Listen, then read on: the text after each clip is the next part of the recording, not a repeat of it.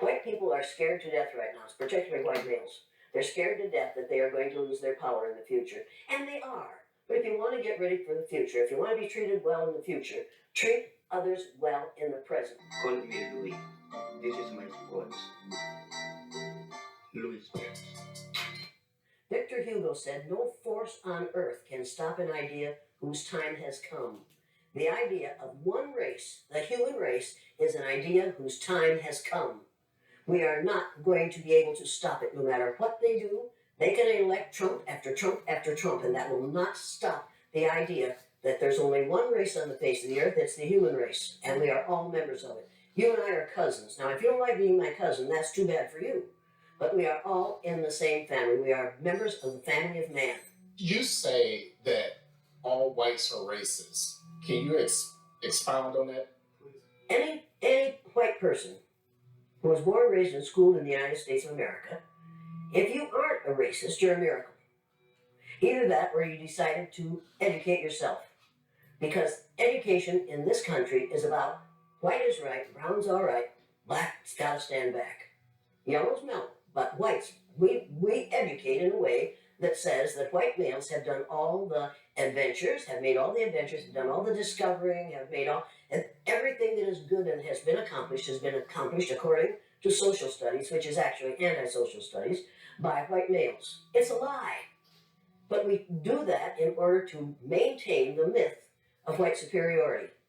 The myth of race has to be maintained at all costs in this country. Because if white people have to give up the color of their skin as being something that makes them perfect, what do they have left?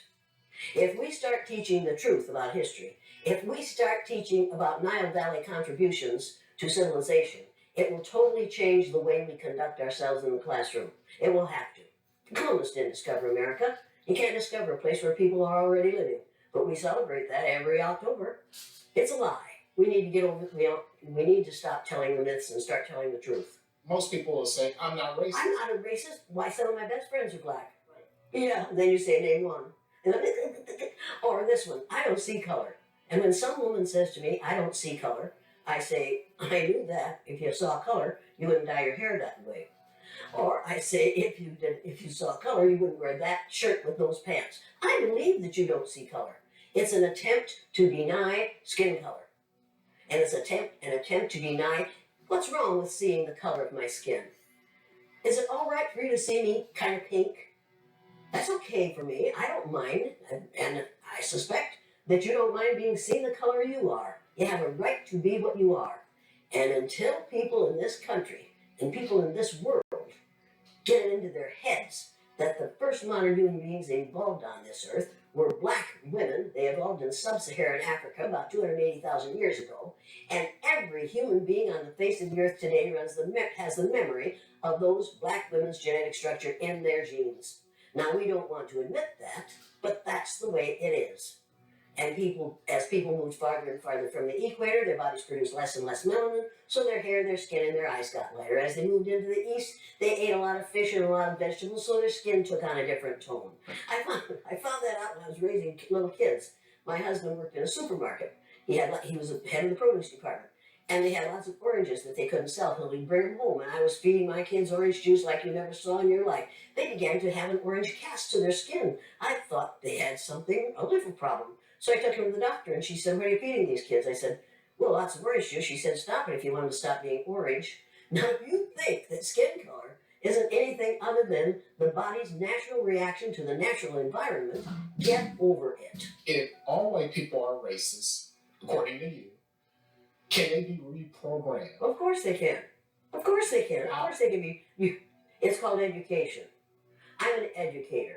The word educator comes from the root dus, which means lead, the prefix e, which means out, the suffix ate, which means the act of, and the suffix or, which means one who does. An educator is one who is engaged in the act of leading people out of ignorance. Now, I know you can change them. The second year I did the blue-eyed, brown-eyed exercise in my classroom, it was filmed by the Canadian Broadcasting Corporation. They gave me a copy of that film. I showed it to my father. My father was about 59 years old at the time. He's been a farmer all his life. He raised six kids, lost one. Raised six. Watched that film as a 59-year-old man. When it was over, he stood up, and with tears in his eyes, he took his red handkerchief out of the back pocket of his overalls, his bib overalls, and said, "I wish somebody had taught me that when I was 9 years old." Nobody had dare say to me, "This doesn't work. This is too harsh. This isn't necessary. You can't teach an old dog new tricks because they're wrong." You can teach an old dog new tricks. You can teach people to give up the myth of racism. Somebody taught the Greeks to give up the myth that the sun was a god in a golden chariot that went across the sky every morning. They believed that for hundreds of years. We have believed the myth of 3 or 4 races, different races in this country, for long enough. There's no such thing as reverse racism. You can only be a racist if you have the power to institutionalize what you're doing to people who are different from you. What we're calling reverse racism is natural reaction to being treated unfairly on the basis of somebody else's ignorance. Now, don't ever let anybody say to you or about anyone around you that people don't like that person because of the color of their skin. That isn't the reason white people don't like people of color. They don't like people of color because they don't understand about skin color.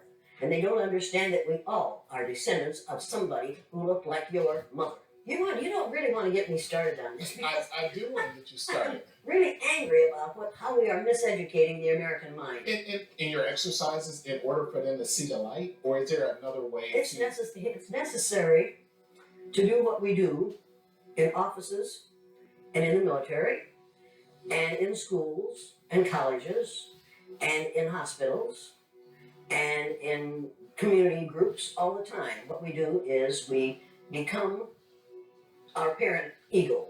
We go into our parent ego state, and that forces all those we're working with into their child ego state. And if you watch our so-called president, he spends most of his time either in his child or his parent ego state. He never gets into his adult ego state unless he's reading off the teleprompter. And he is such a poor reader that oftentimes he makes mistakes, and then he is instantly in his child ego state right in front of your very eyes. It's absolutely fascinating to watch it happen. God created human beings, the human race, and they started out black women. White people created racism. Human beings created racism. It's time to get over it. A lot of people have criticized former President Obama was not speaking out on race enough. Do you think he failed in that? What if he had spoken out enough on race? Imagine what would have happened to him. The man is still alive. Do you remember Dr. Martin Luther King Jr.? Do you remember Malcolm X? Do you remember all those people have been killed not because of the color of their skin, but because of the fear of white people, that someone who isn't white is going to look better, sound better, act better, do better than they do. Mr. Obama was the president of all of us. He wasn't just the president of black people. He was the president of all of us. The man who's there now is and claims to be the president of the people who look like him. When he says, "Make America great again," what he's really saying is, "Make America hate again." You need to realize that it is not the intent of white people to let this situation change in favor of anyone but themselves. And right now, white people are really frightened. If you don't understand the destruction of Planned Parenthood offices, and you don't understand the wall that we're going to build on the southern border of the United States, you haven't read the book, The Birth Dearth by Ben Wattenberg. Ben Wattenberg was a brilliant Jewish man who was a member of the American Enterprise Institute. And he wrote a book, the first paragraph of which says, "The main problem confronting the United States today is there aren't enough white babies being born in this country." He was an advisor to presidents of the United States. He wrote the book in 1987. He says if we don't change this and change it rapidly, white people will lose their numerical majority in this country, and this will no longer be a white man's land. Now, I'm not misrepresenting this. I'm telling you almost exactly what he says. He says there are 3 things we can do to solve this. Number 1, we could pay women to have babies, as they have been doing in Western European nations for years. Then he says, and these are his words, not mine, "Unfortunately, we would have to pay women of all colors to have babies, so we don't want to do that." He says the second thing we could do is increase the number of legal immigrants that are allowed into this country every year. Then once again he says, "Unfortunately, the vast majority of those going to come to this country today are people of color, so we don't want to do that." The third thing he says, and women had better pay attention to this, 60% of the fetuses that are aborted every year are white. If we could keep that 60% alive, that would solve our birth dearth. Does that sound like racism to you? And if it doesn't, I want to know why it doesn't. If it doesn't, you don't understand what racism is. And I think it does. When we close Planned Parenthood clinics because we think they're there only for abortion, we need to take another look. They are used for many, many, many things, and many women need the things that they can get from Planned Parenthood clinics. But we are willing to do away with all that good to avoid allowing white women to have control of their own bodies. White people are scared to death right now, particularly white males. They're scared to death that they are going to lose their power in the future. And they are. But if you want to get ready for the future, if you want to be treated well in the future, treat others well in the present. What we do in the present constructs the future. What we have done in the past, we can learn from that. And we better learn from that. Those who forget the mistakes of the past are doomed to repeat them. And when you read this book, you'll realize that that's exactly what we're doing. We're repeating the mistakes that we have made in the past because we aren't teaching about these mistakes in the present. We are not teaching history that is true. We aren't teaching social studies that is true. We aren't even teaching true geography, for God's sake. You want to talk about forgiveness? You want to talk about changing this thing? I cannot understand how Japanese people can stand the sight of any of us, and yet they do. I cannot understand why black people who have been subjected to the ugliness that they've been subjected to in this country can get up every morning and go to work among us and not be absolutely furious. And I don't understand why we allow white people to behave the way they do. We have got to stop tolerating the intolerable. If it's intolerable for my black cousins, and every black person on this earth is one of my cousins, if it's intolerable for them, it's intolerable for me. I will not tolerate it. I will not tolerate it. That is not that. I am required not to tolerate that kind of treatment for the people who are related to me. And that's every person on the face of the earth. If your ignorance is such that you'll mistreat somebody because of your ignorance about the color of their skin, don't do it around me. Number one, I've been threatened with death lots of times. Now I say, go for it, fool. My husband died 4 years ago. Being with him would not be a bad thing for me. Death is not the worst thing that can happen to you. Living a worthless, useless life is much worse than dying.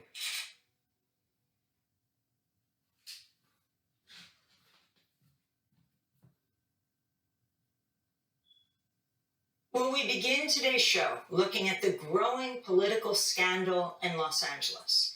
On Monday, the president of the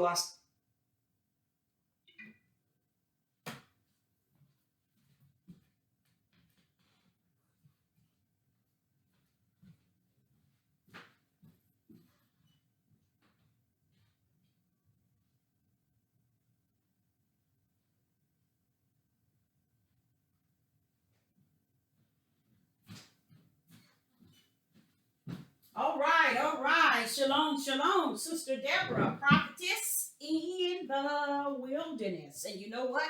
That's all right with me. Coming again on this Deborah platform, I want to, with another message, I want to expound on some of the things this lady spoke. One thing that she spoke about is what you call truth. A lot of things she spoke about is what you call truth. Okay? That was really good.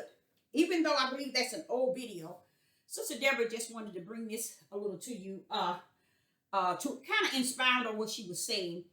A lot of it is because she was sent here to speak truth. The truth in which she is speaking is not spirit in truth, but it is truth, okay? And what truth is it? It's the truth of the matter of what the world has done and is doing, okay? So we got to commend her because of Ahia giving her the ability to speak truth and to stand on it. She's been speaking this truth for a long time. And it shows you that it is not that these people need something to really educate them. It's just that people don't want, it's not that they don't want education, and it's not that they don't want to hear. It's not that they don't want to know. It's that they don't mind hearing. They don't mind knowing. It's that they don't want no truth. You get what I'm saying? So that's why Sister Deborah is going to come around, and what she was saying is 100. Truth. But the whole truth of the matter is educating people can't get it. The world has been educated in everything that's on the earth. But yet, they see no righteous, nor do they see any truth resting therein. That's why she's been saying this a good, I think, 15, 20 years.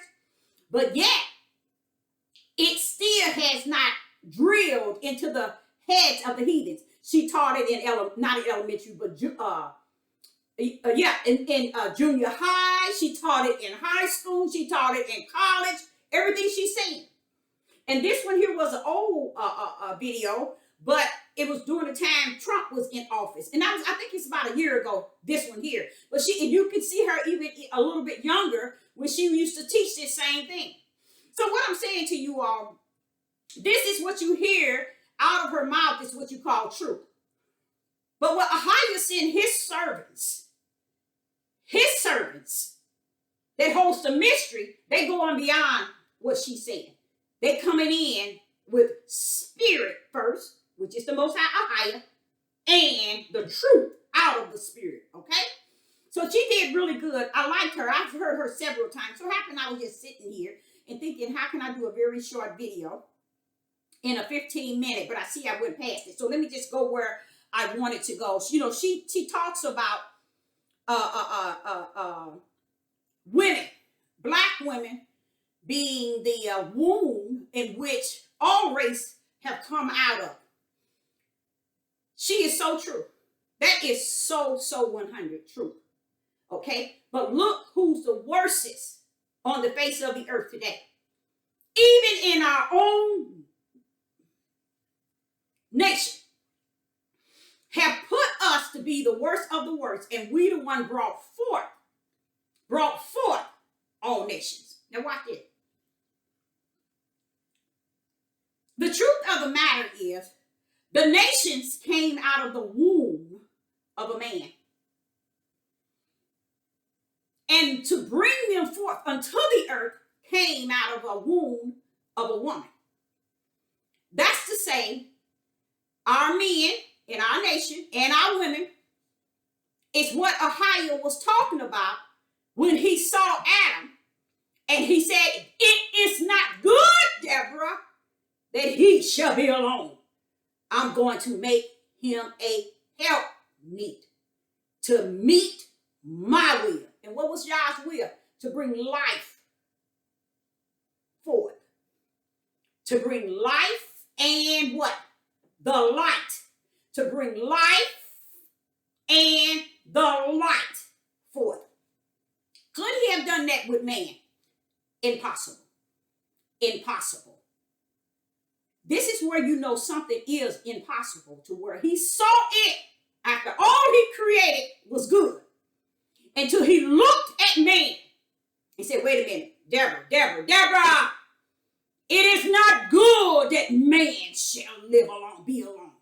He's letting men of our nation, and every man knows, you must have woman to make you whole. Okay? You must have woman to make you whole. Now, what she said about a black woman is 100. All races came out of the womb of a black woman. I like how she put it too, you know, because she put it similar to deeper than the womb, but I just said the womb. I like that because it's telling the truth of the matter. So I like when she said that because that's 100. But I wanted to also expound on that the light and the life that Ahia brought forth came out of the womb of a man, the seed of a man. Okay? So without the man bringing the life into the woman, she couldn't bring it forth. But she is the one that brought it forth. But look who gets the tail end. You see? And the first person is supposed to be upright with her should be her nation of men. Not belittling her. Why? Because in the beginning, when all things was righteous, 100% righteous, it was him and her. And the higher power, the creator, called them them. He never explained, he never wanted nor desired it to switch out of his order. So who switched it? Satan, that's detached to sin. And this is what you see today. You see? And that's why he allowed this book to be charging men from the beginning to the end, outside of Genesis 1. Because he meant it to be them.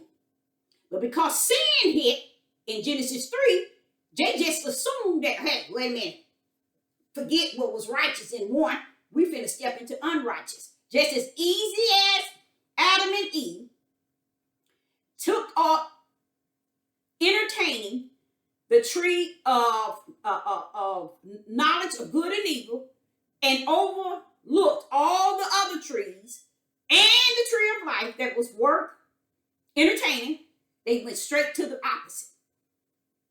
That just shows you that's how our men are today. And they call themselves righteous.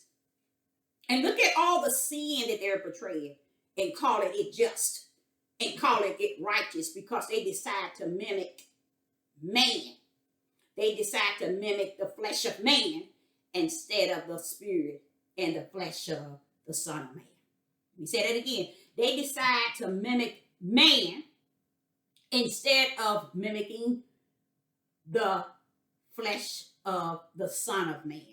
They decide to mimic the flesh of man. Now, what's the difference between the flesh of man and the flesh of the Son of Man, Yeshua? The flesh of man is loaded from the top of his head to the bottom of his feet of sin. That's what they took on. And they think they're doing something.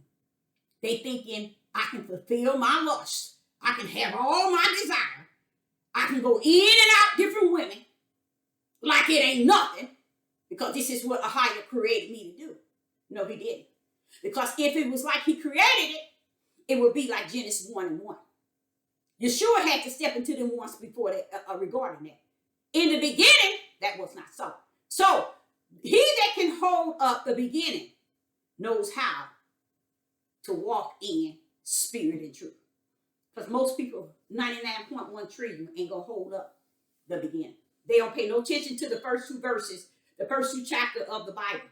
They wait good until they get into the 3rd chapter and they take sin and run on to where they at today. Now, she said something else that she said a lot of things I wanted to expound on, but I don't want to make this video long. I don't want no more of my videos being long because I'm going to go shorter and shorter and shorter, then I'm going to be out of here. Okay? Now, and what I mean by that, I'm off this other platform. Okay? So I'm going to start off tapering out, and then I'm out. Okay? So where we're at now, I want to go here what the Father is taking me in Matthew 26. I just want to see here so I can close out what is actually taking place. Everything she said is what you call truth. This lady been speaking this probably 15, 20 years, maybe even longer. Why haven't they took a hold of it? See, Sister Deborah, in the words that she's trying to bring you all, is spirit and truth, not of her own, but of the Spirit of Yah and who he is, all truth. You would say, well, okay, this is just Sister Deborah talking, giving her personal opinion. Let me tell you something. It's no way I knew about what took place before the foundation of the world. And everything that I give you, it is not in the power of me and what I know. It's what he is and who he is that knows all things. And because he have taught me, I have been on this Deborah platform willing to share it. Okay.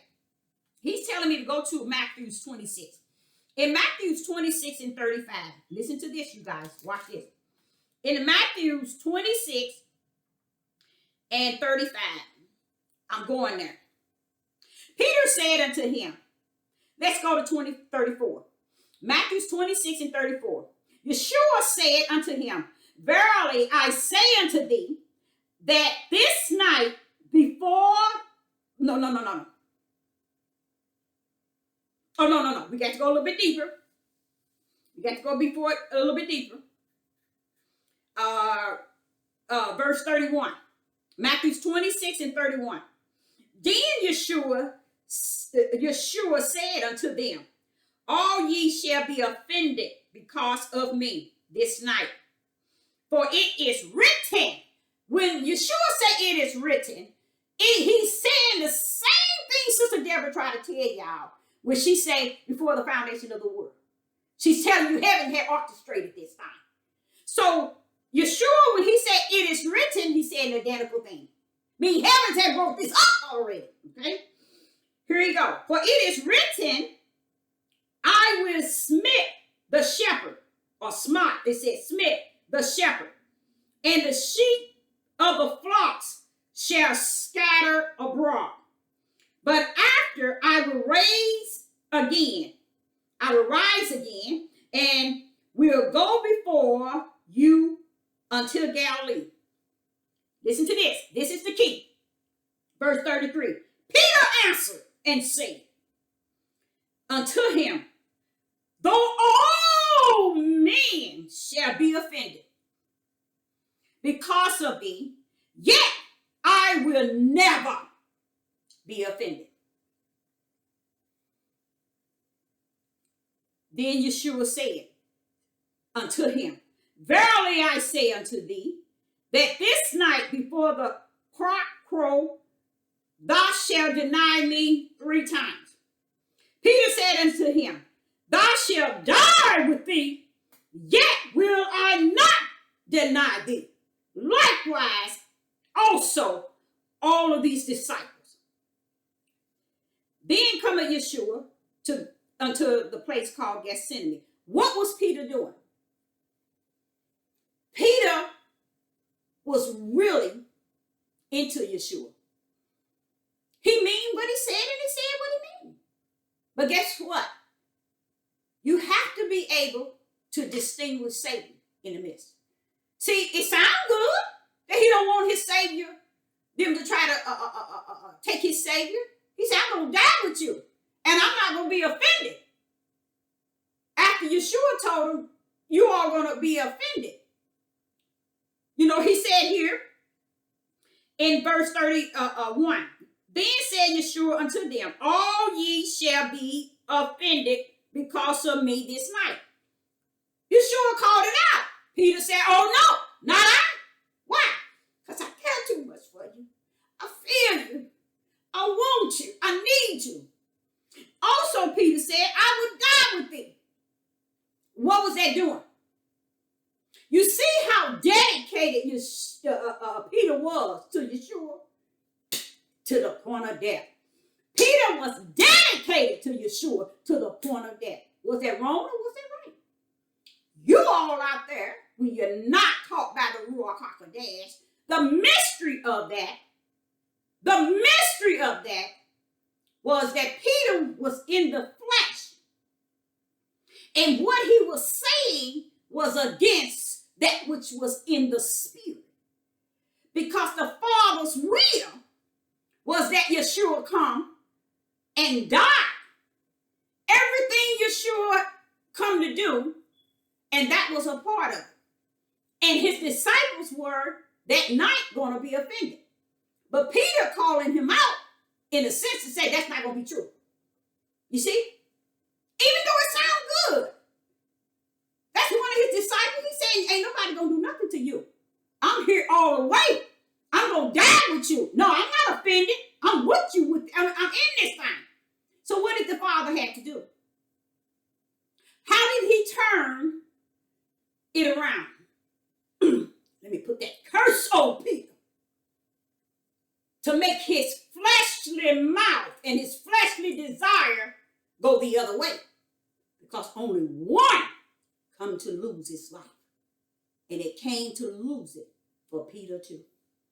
So Peter can't try to stand up with Yeshua. He got to come down. So what? Yeshua can be lifted to reveal his Father, and his Father will be completed. So the curse, the denial of the crock crow was necessary. It was to bump out the wicked mouth of Peter. And honestly, it was his heart really caring for Yeshua. But his heart was interfering with the will of the Father. The will of the Father ain't caused you to have a desire to die with Yeshua. You can't do it. Yeshua is dying under all power.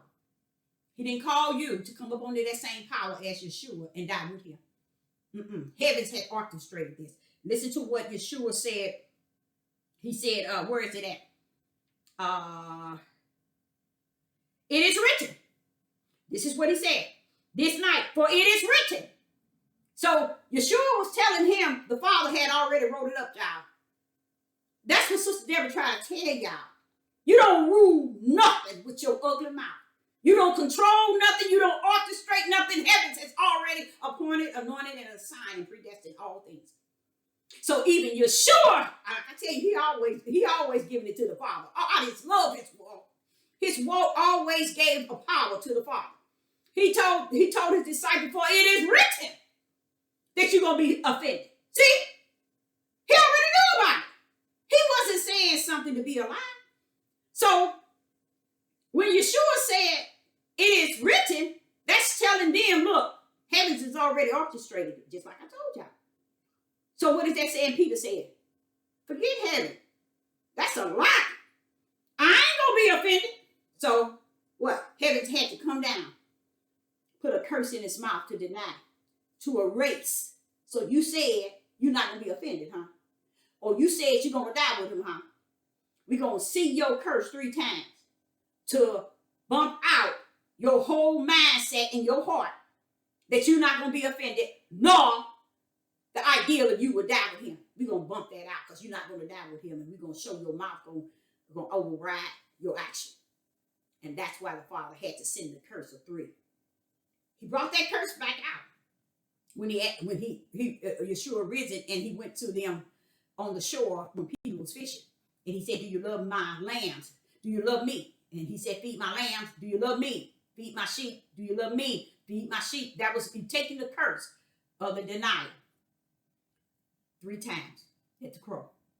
He needed to do that. The Father needed to do that.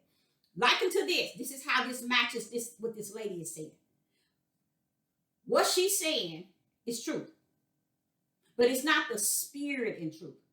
Meaning her truth is truth here on the earth.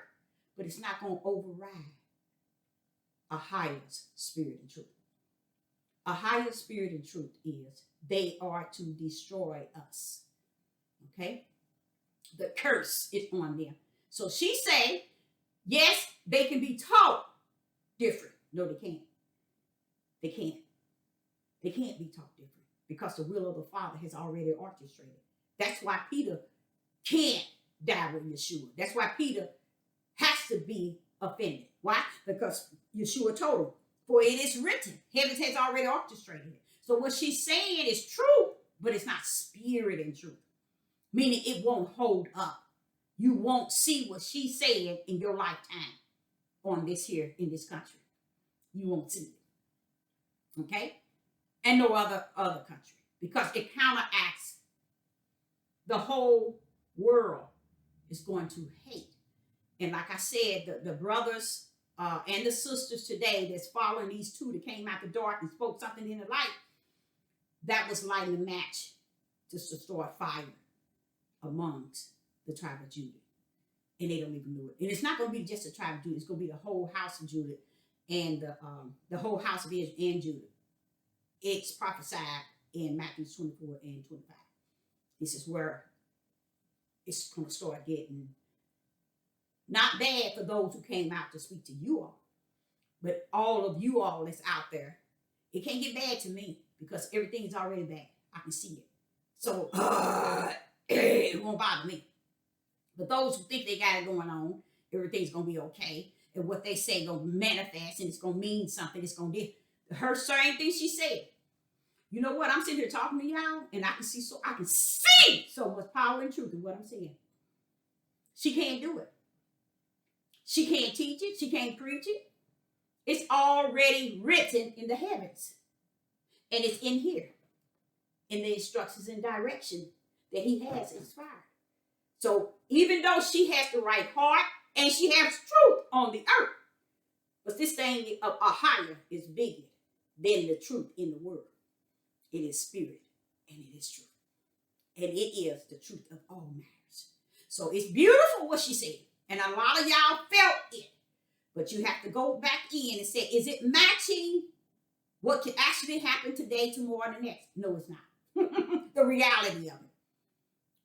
It's not matching as far as them being educated, and yes, they can learn. She is a gift that's given to us to see that he can put whomever he want and use whomever he want to educate even us, that he got more than just us out here that can speak truth. You see? But Sister Deborah is a different, come from a different side of Ahia. I'm speaking spirit and truth. That's why I can climb on top of what she said. And not degrade her or belittle her, say that she is truth. She's talking truth. But I speak spirit and truth. Now, I want to cover, so here Peter, it sounds good what Peter was saying, and he was all for his, Yeshua. Hey, ain't nobody gonna do nothing to you. Did not he keep that word, child? Didn't he draw that sword? So he was about what he said. But what came after? The curse that showed you he wasn't about what he said because he denied it. See, that denial outweighed the fact that he drew the sword, outweighed the fact that he said, I'm not going to be offended, even though Yeshua said you're going to be offended because it's written that you're going to be offended. And it outweighs Peter saying, I'm going to die with you because you turned around and denied me 3 times. I love the way the Most High orchestrated these mysteries. I love it because the same Negro men out here today, they're searching their history and they don't know nothing about what I'm talking about. Okay? Let's go to one more. And the last one is Luke 9. Oh, don't tell me how they write it down. I'm going to tell it.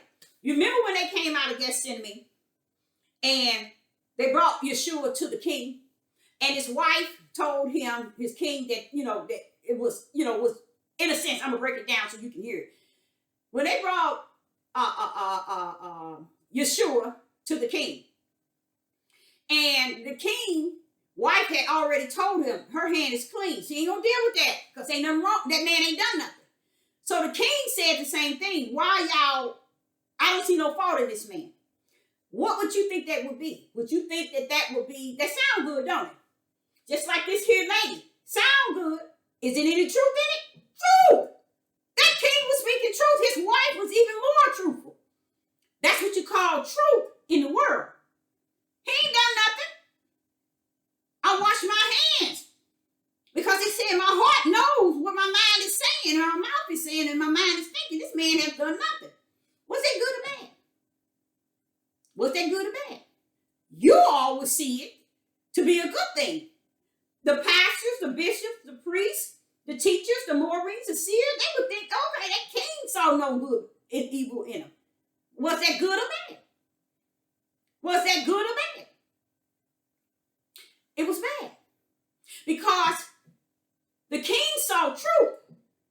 But this thing is bigger than the truth of the world. The truth of the matter was that he come to die for the whole world. So even though you didn't want to destroy him or kill him because you found nothing in him, or your wife found nothing in him because in your heart they were lying, and by truth they were. But this truth of the world can't compare to spirit and truth of the Father. Spirit and truth say he has an hour. His hour is near. Get him up on that cross, and I mean now. Woo, Father, yeah.